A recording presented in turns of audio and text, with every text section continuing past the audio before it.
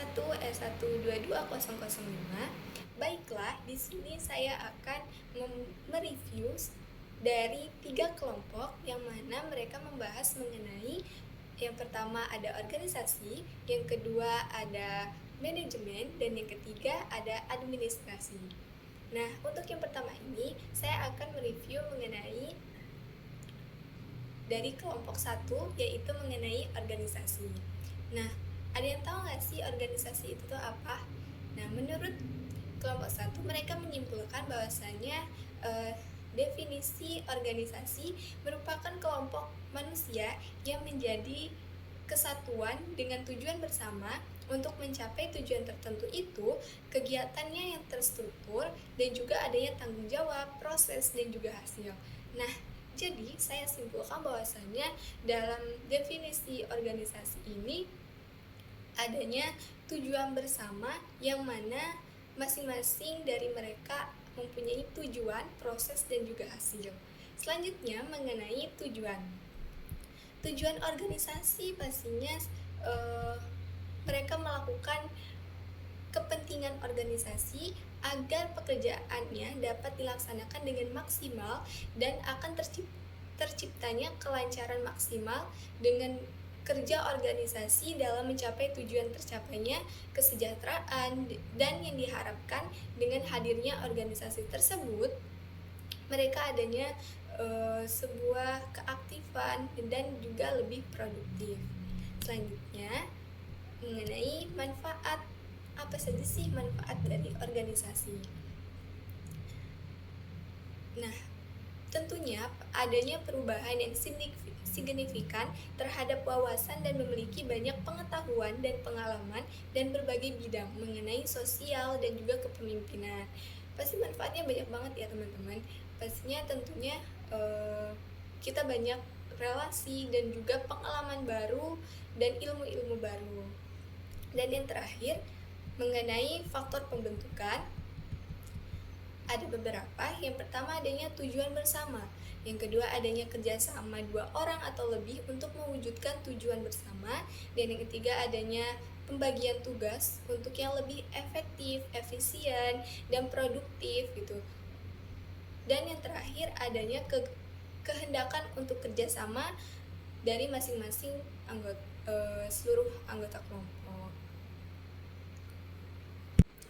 Dapat saya ringkas bahwasanya organisasi itu adalah suatu kelompok yang mempunyai tujuan bersama dan adanya tanggung jawab, juga proses, dan juga hasil yang akan diwujudkan. Banyak sekali juga manfaatnya, yang mana kita menjadikan seseorang lebih produktif, tentunya berinovatif, dan juga banyak pengalaman-pengalaman baru yang akan didapat. Selanjutnya mengenai manajemen dari kelompok 2. Nah, dapat saya ringkas bahwasanya manajemen ini adalah seperangkat kegiatan adanya perencanaan, pengorganisasian, pengarahan, pengendalian aktivitas anggota organisasi, dan kegiatan yang menggunakan semua sumber daya organisasi untuk mencapai tujuan organisasi yang lebih efektif.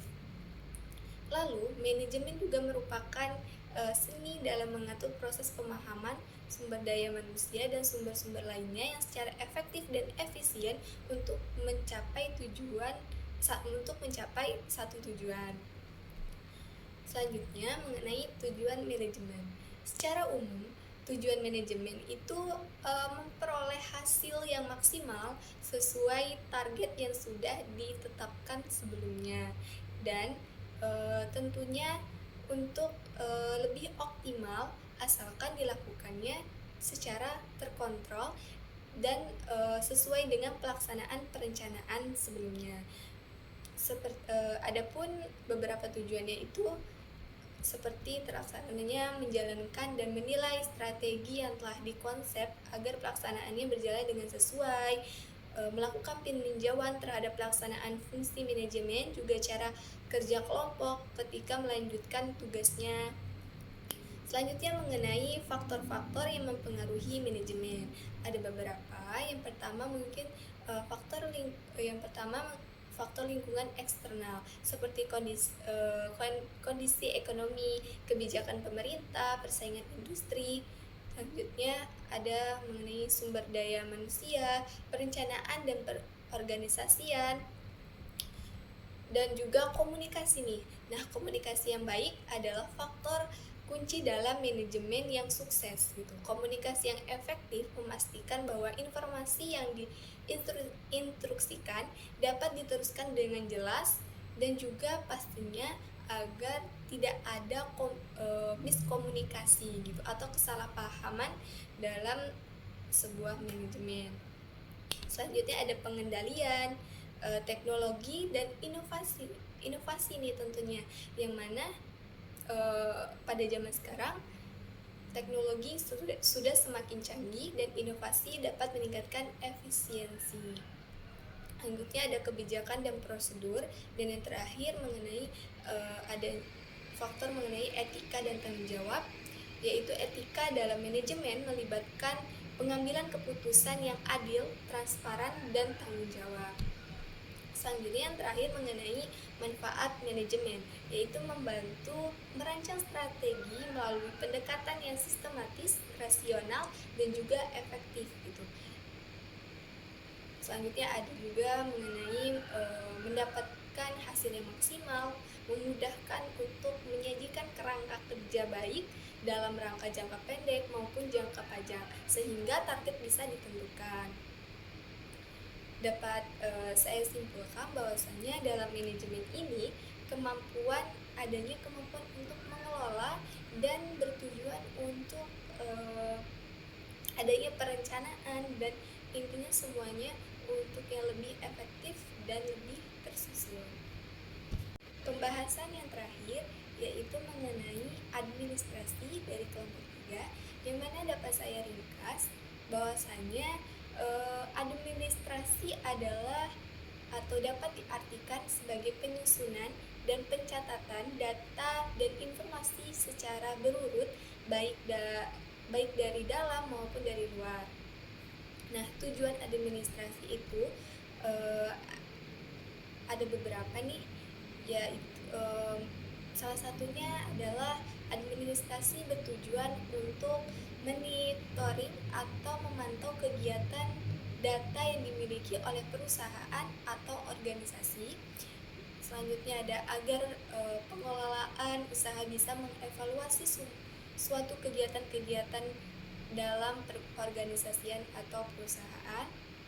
Administrasi juga bertujuan untuk menyusun suatu program pengembangan usaha dan usaha kegiatan pengorganisasian. Selanjutnya ada faktor pembentukannya, yang mana dapat disimpulkan bahwasannya hal yang dilakukan harus relevan atau dengan alasan yang jelas. Setiap tugas yang dilakukan harus sesuai dengan perencanaan yang ada, terus memiliki struktur yang jelas di dalamnya, dan diharapkan adanya pengorganisasian yang struktur mengenai suatu hal yang ingin dicapai. Dan yang terakhir mengenai manfaat administrasi, agar tercapainya suatu tujuan dalam suatu kegiatan yang dilakukan seperti peningkatan efisien dan produktif, pengambilan keputusan yang tepat, ketaatan organisasi, peningkatan kualitas kehidupan kerja, ketertiban, dan juga kedisiplinan seseorang.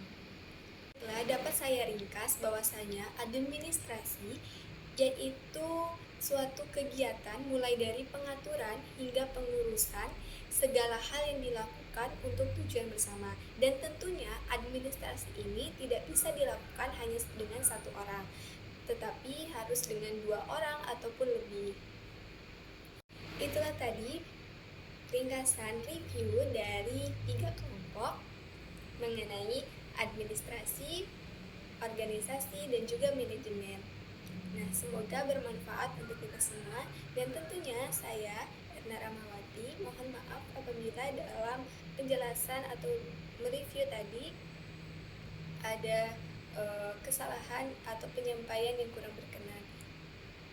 Saya akhiri, wassalamualaikum warahmatullahi wabarakatuh.